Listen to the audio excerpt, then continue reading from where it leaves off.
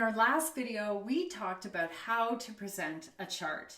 Another question I get asked a lot is, how much detail do I need to go into? How much information about the information do I need to give them? Years ago, I went to a dinner party that was quite different. Our host didn't cook dinner. She invited a professional chef to cook a 5-course meal for us. And the chef arrived with recipe cards, and she invited any of us who were interested to sit at the island and watch her work. Well, there were 3 groups of people in the room that night. The first group, they just wanted to eat. They didn't pick up the recipe cards. They didn't watch how it was done. They just wanted the end result. They wanted the impact of everything that went on in the kitchen.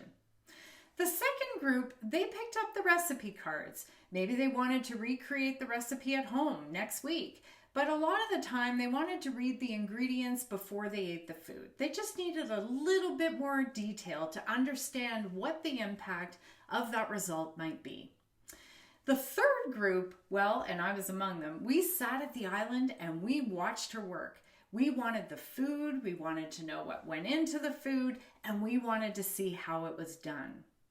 Well, your audience is kind of like that. They could fall into one of 3 groups.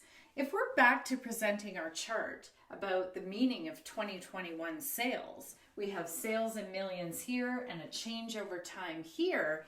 There are some people in the audience who might not need this chart at all. They might just need the end result. What was the sales number for 2021? That would appear on your slide. And the title on your slide might say something like, our 2021 results prove that the change in the West worked. Enough said. Your second group, though, they're the ones who want the recipe card.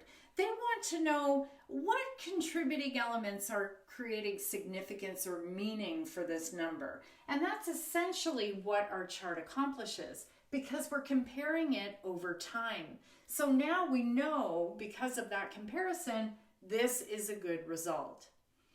Your third group, they want to watch how it's done. They might need another slide going into a bit more detail about the story. The detail might be about what exactly we did in 2021 and how we made that work.